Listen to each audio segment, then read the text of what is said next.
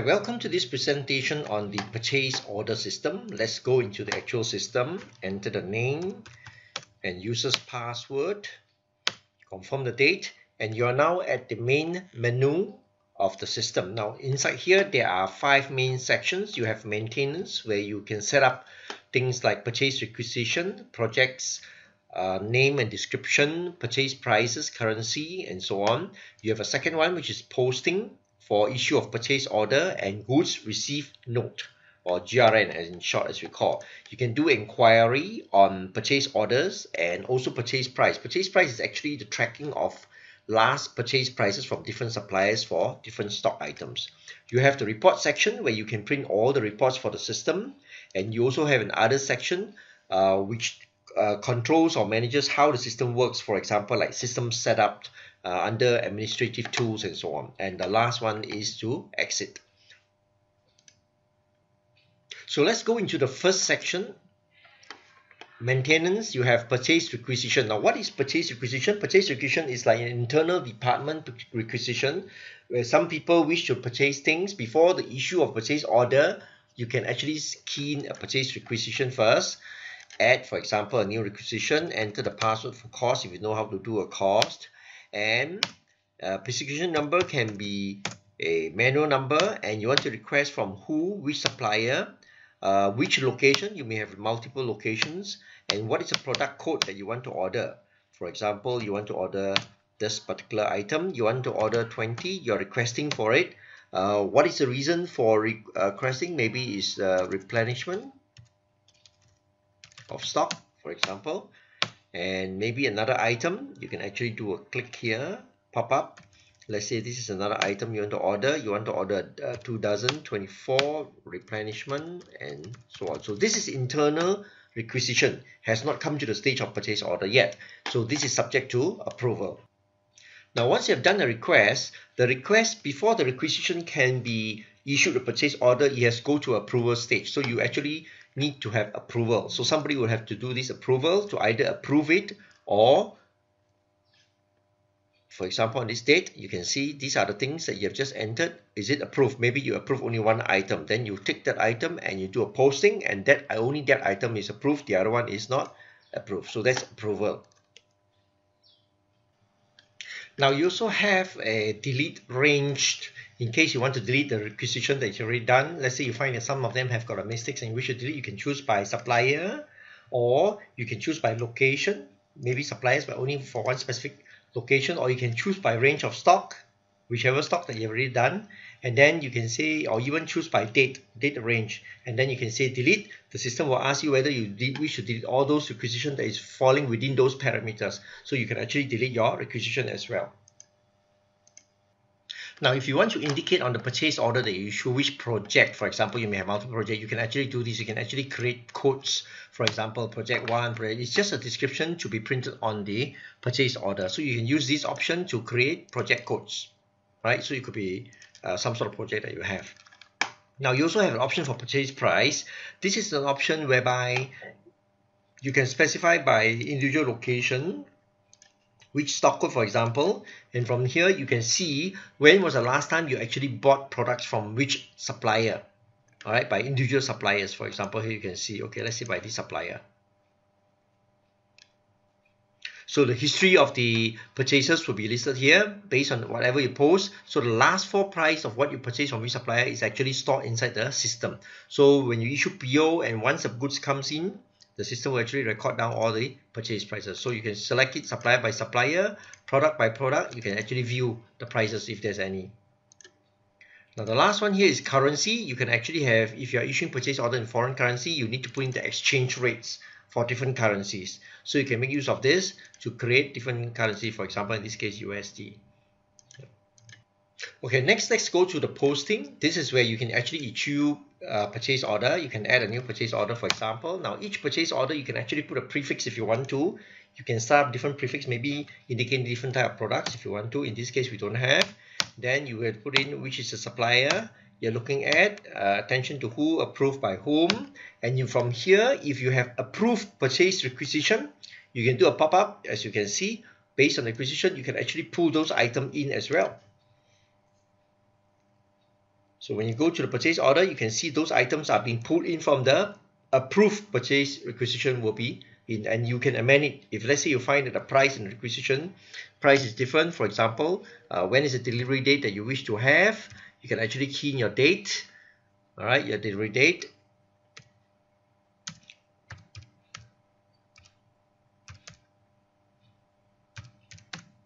Okay, and then what is the market rate? If you want to put an indication, for example, what is the usual market rate, although you're buying for this price, for example, what is the market rate?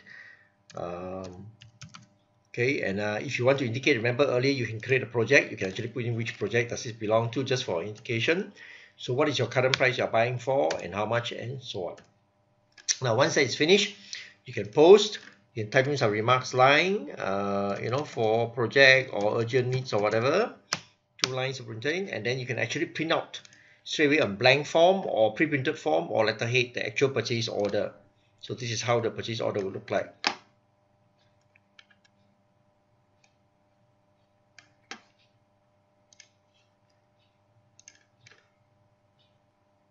Now you can also change a purchase order. Under here you click for change, and then you can select for the number that you want to change. For example, this one that is issued earlier, so maybe there's some things that you wish to change, let's say delivery date, for example,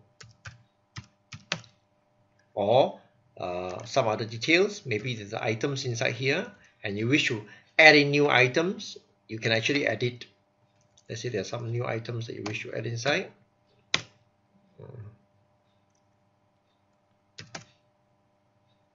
How much quantity you're adding, for example, so you can actually edit an existing purchase order. You can post it back again, put in your remarks, and you can reprint your purchase order as well. Right? You can actually do this.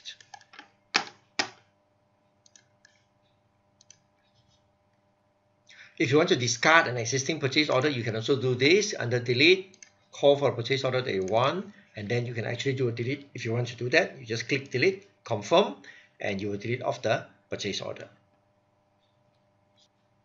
Now under the purchase order, there's also an option called close unclose. Now some purchase order, although you already issued, maybe the supplier is unable to supply in full. So in that case, if you want to consider the purchase order as complete, you can close it off using this option, either to close or unclose. Unclose is to unclose some PO which you have accidentally closed. If you want to reopen it. So to close is the closing of the purchase order. Now once you close out the purchase order, that means you cannot edit that purchase order anymore. Is considered conclusive, finished, completed.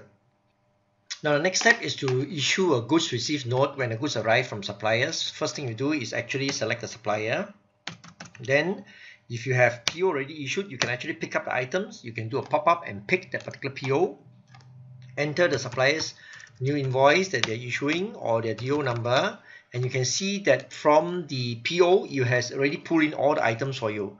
So if there's no changes here, assuming all items are delivered, you can just click a post, or if one item is unable to deliver, although the PO is issued, you can actually do a control delete and delete one item and then save up the rest of the item. Then you do a post and actually do a printing for the goods received note. So an actual physical copy of goods received note will be printed out as well. Now you can also do inquiry under the inquiry section on purchase orders that you already issued. You can just pull out the purchase order number, for example. The system will list out the purchase order. Who is it approved by, when is the expected delivery date, and so on. And you can even have detail of any matching if it is partially delivered, for example.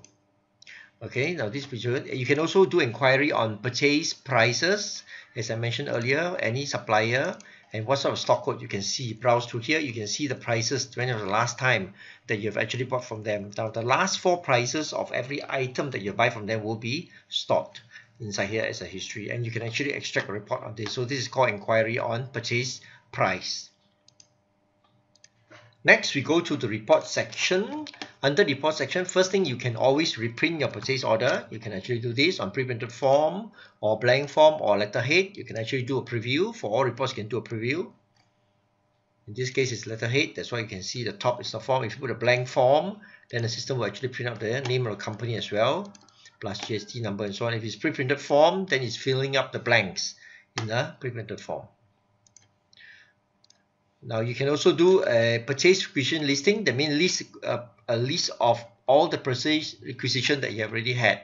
So you can choose this by account number if you want to, by individual suppliers, okay, or by individual location if you want to. You can select all this, or even by stock code, or even by a particular date, and you can preview. The report will show you the list of all purchase requisition that was already issued by individual suppliers. You can reprint your goods received note. Choose one blank form, pre-printed letterhead, maybe by specific goods receipt note number. You can actually do this. Maybe you don't want to print all, you just want to print this too, for example, and then you can either preview, print, or close. So you can actually preview. You can see this is your goods received note with the GST inside as well, the amount is calculated. Okay, this is reprinting goods received note. Now you can have a purchase price history report either by supplier or by stock code. Now if it's by supplier, you can also choose which account, which particular supplier, you can do that, or you can choose all supplier. You can also choose by certain groups of suppliers. So let's say if you do a preview, you can see supplier's name is there, provided, and then followed by the individual stock item. So this is called listing by supplier. So supplier come first, then the stock. If you list it the other way around by stock code, you can see you will list out the stock code and who are the suppliers who have supplied you before on this item. So this will be the other way around. This is by stock code first. Now you can print the purchase order listing inside here. Again, you can choose close or unclose or all, and order whether by purchase order date or by purchase order number or even by supplier's account number, depending on what how you want to print the report. So if you look at the report, they'll show you all the details about the supplier and the PO number and the expected date of delivery, and also the PO date with the total amount inside here as well. So this is a listing of all purchase orders as at a certain date you can do it. Now we also have goods received note listing. Again, you can select by stock code, delivery date, and so on, by account number of supplier, by location, by stock code, or even by delivery date. And the system will show you the list of all goods received note. Is a listing, is a report or summary listing on all goods received note that were issued, with details of all their stock codes inside as well. You have a report called purchase order analysis, either by detail or summary. You can choose by supplier or by a number, and if you look inside here, they actually list out the individual stock codes, what are the description, delivery date, how much quantity was ordered, how much was received, and how much is undelivered. So this is a purchase order analysis report. It gives you a breakdown of the outstanding orders that have not been delivered by suppliers, even though you have issued them purchase order. Now you can order this in detail. For example, you can see more detailed purchase order number is there, the date followed by the individual items that were ordered from which supplier. This is a detailed version. The earlier one is a summary version. You have a purchase analysis report. If you enter your password for course, inside here it analyzes all the purchases that you have bought from individual suppliers. How much have you bought this month, this year, together with the stock codes and the quantity and the cost value. Now you can list it two ways. This is, in this example, is listing by suppliers first. You can list it the other way by stock code first. So then it's able to show you each stock code from which supplier have you bought before. So you break down item by item. So again here, month to date quantity, purchase year to date quantity, total cost, and total unit. Now you also have a report called outstanding purchase order. This one you can list ordered by delivery date or by stock code, and which delivery date. You can actually choose specific delivery date by a certain date if you want to know which are the purchase order that is still outstanding, or you can choose all. So you will pick out only those items that has not been delivered, only outstanding items. He'll show you the scheduled delivery date, which stock code, which supplier, which item, and also how much quantity that has still outstanding and has not been delivered. So this will list out all outstanding purchase order units that has not been delivered.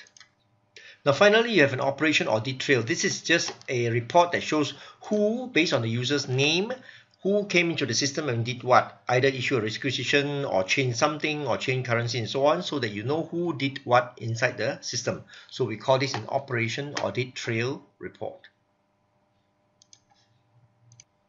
Now the last section, under others, you have data sorting. This is to sort out data. to reorganize it, to make it faster, the database. You have administrative tools where you have things like system setup, where there are settings to enable the system to work in certain ways. So you may have, for example, different discount, how many discount level you have, and so on. These are all the settings configuration. So usually our support will actually help you to configure the system based on your requirements. And you also have other things like checking, setting up users, who are the users, and what is the password you assign to them. After you assign that, who are the users, what can they do, what access right do they have. For example, this INI, for example, what can they do? So the one that is dim means that person is unable to access those options. If I dim this, for example, if I reactivate, I touch it again. So if you're posting, for example, this person is not allowed to post any posting, but this person is allowed to do inquiry or to do report. You can see these things are highlighted. So that's how you set access rights for the users as well.